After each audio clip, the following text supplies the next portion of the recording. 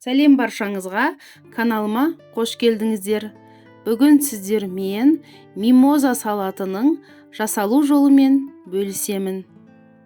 Міндетті түрде жасап көріңіздер, төменге рецептін қалдырамын. Видеоны соңына дейін қарап, менімен бірге болыңыздар. Бізге керек 2 жұмыртқа, картоп, сәбіз, майонез, пиязды мен майдалап турап, маринадтап алдым. Жарты шай қасық тұз, қант, 2 тамшы уксус салып су құйып қойдым. Тұз және шпрот керек. Шпрот в масле деген консервадағы құтысын алдым. Енді осының барлығын үкіштен міне осылай өткізіп аламыз. Міне картопты тарелкамызға жайып шығамыз. Ал егер сіздерде форма болса, форманың ішіне салып істесеңіздер, салаттарыңыз теп-тегіс әдемі бір келкі болып шығады. Қазір салаттарға арналған неше түрлі формалар бар.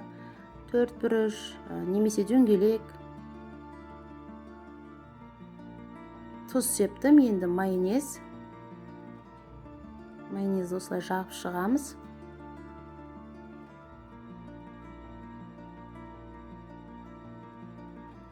Сәбізін саламыз. Сәбізінде дәл солай үстінен жайып шығамыз. Міне бір келкетіп жайыңыздар. Теп-тегіс болуы керек.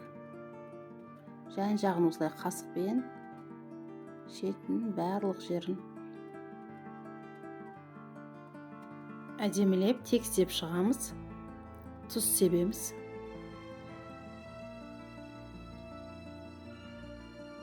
Майонез жағамыз.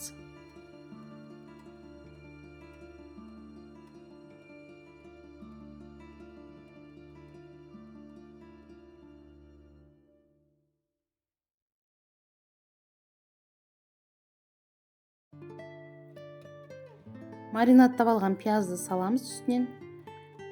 Пиязды ұнатпасаңыздар, салмауларыңызға да болады. Теп-тегіс етіп бір келкетіп салып шығамыз. Қасығымызбен осылай тегістеп.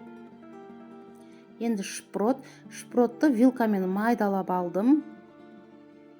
Міне осылай езіп шықтым.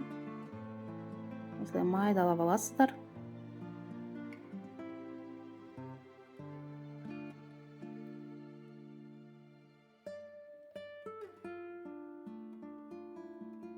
Осылай барлық жеріне бір келкетіп салыңыздар.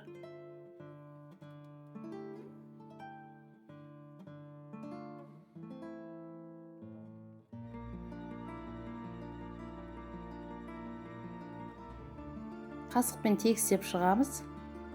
Қазір мен 4 бұрыш форма жасап жатырмын.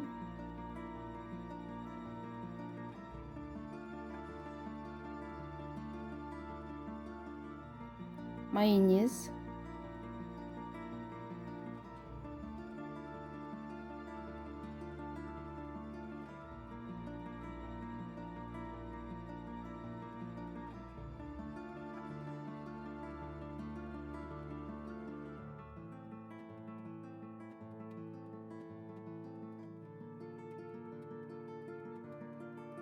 Жұмыртқаның ағын саламын.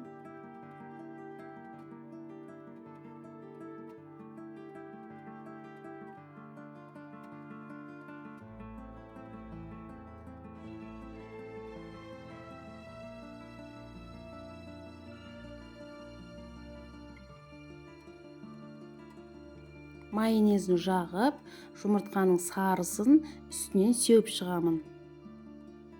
Енді бұл салатты өздеріңіз қалай әсемдейсіздер, өздеріңізге ұнаған вариантын өз қалауларыңызға байланысты әсемдеп шығасыздар. Ал мен осылай үстінен сарысын септім. Жан-жағына бір келкетіп шығыңыздар, теп-тегіс барлық бармай қалған жерлерін осылай қасықпен немесе қолымызбен үстінен ас көкпен әсемдедім. Мінекей салатымыз дайын болды. Көрінісін міне қараңыздар. Қандай әдемі салат. Өзіме ұнайтын салаттардың бірі. Қараңыздар жақыннан. өте әдемі. Видеом сіздерге ұнады деп ойлаймын. Сіздермен болған Эльмира. Келесі видеоларда кездескенше аман болыңыздар. Астарыңыз дәмді болсын.